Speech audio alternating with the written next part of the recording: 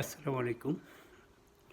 আশা করি ভালো আছেন সবাই। ইউরোপে এখন মধ্য দুপুর, রোদেলা দুপুর, বাংলাদেশে হয়তো রাত।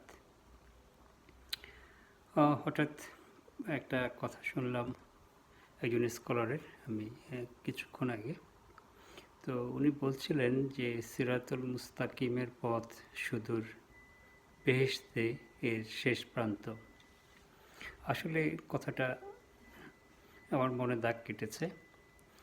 এই শেষ প্রান্ত বেহেশতে হলে আমি মনে করি এর শুরুটা এই পৃথিবী থেকে।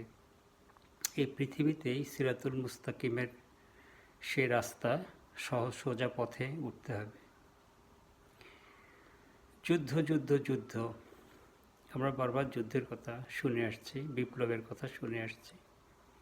আসলে যুদ্ধ বিপ্লব মাঠে ময়দানে হওয়ার আগে এই যুদ্ধ বিপ্লব নিজের মধ্যে আগে প্রয়োজন, নিজের প্রতি নিজের যুদ্ধ ঘোষণা করা প্রয়োজন। তা না হলে কোনো যুদ্ধ বিপ্লবের ফসল রক্ষা হবে না, বারবার নষ্ট হবে। আমি আপনিই নষ্ট করব যারা বিপ্লবের দোহাই দিয়েছে। তাই তো ঘটছে। আমাদের মধ্যে বিপ্লব করে আমি যদি আমাকে শুদ্ধ না করি, সেই জায়গাটাতে শয়তান আমাদেরকে হুইসপেয়ারিং করবে, সবসময় আমাদেরকে কুবুদ্ধি এবং বিভিন্নভাবে উৎসাহিত করবে তাকে অনুসরণ করবার জন্যে। বিপ্লব করে রক্ত দিয়ে, প্রাণ দিয়ে, তারপরে বিপ্লবের ফসলটা আপনি যার হাতে তুলে দিবেন, তিনি যদি হন অসৎ, তিনি যদি হন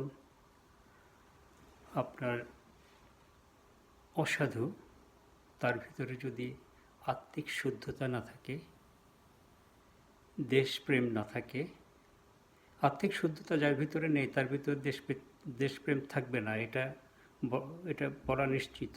এবং মানুষের প্রতি বা ভালো কাজের প্রতি কোনো প্ল্যান তার মাথায় আসবে না। তার মাথায় শয়তানের সাথে সে পরামর্শ করে সিদ্ধান্ত নিবে।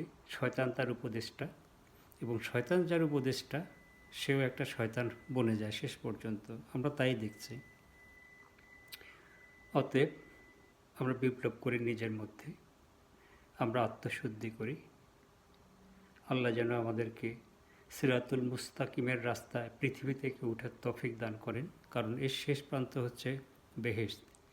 অতএব সঠিক রাস্তায় যদি আমরা পৃথিবী থেকে উঠতে না পারি, তাহলে কিন্তু আমরা এর শেষ প্রান্ত যে বেহেশত যেখানে অবস্থিত সেই গন্তব্যে পৌঁছাতে পারবো না। রাস্তা ভুল হলে আমাদের গন্তব্য ভুল হয়ে যাবে।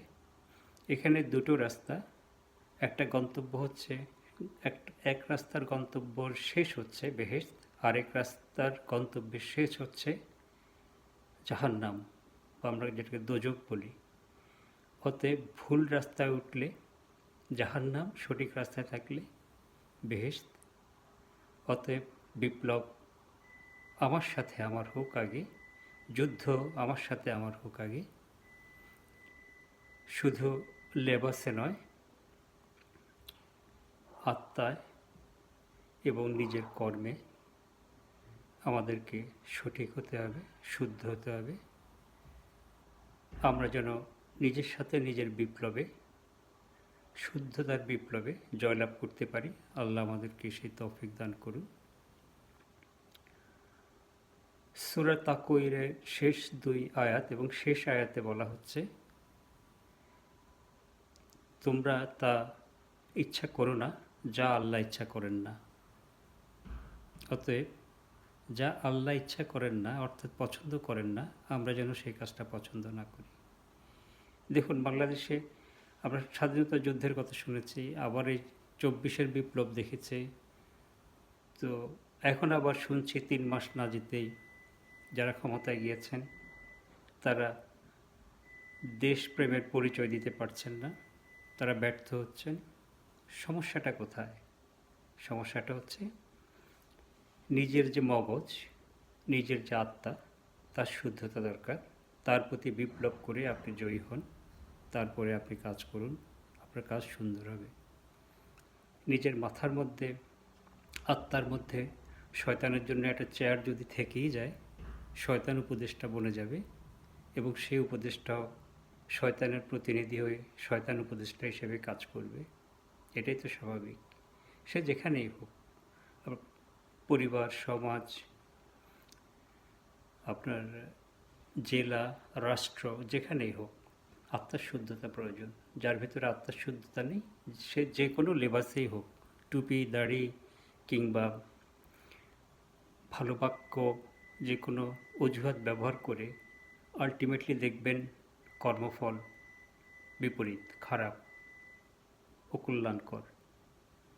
অতএব নিজের সাথে নিজের যুদ্ধ, নিজের সাথে নিজের বিপ্লব, আমরা যেন জয়ী হই, আমরা যেন ভালোর দিকটায় প্রতিষ্ঠিত করতে পারি, আমরা যেন শুদ্ধ হই। শুদ্ধতার বিপ্লবে সবার বিজয় কামনা করছি, নিজের সাথে প্রথম।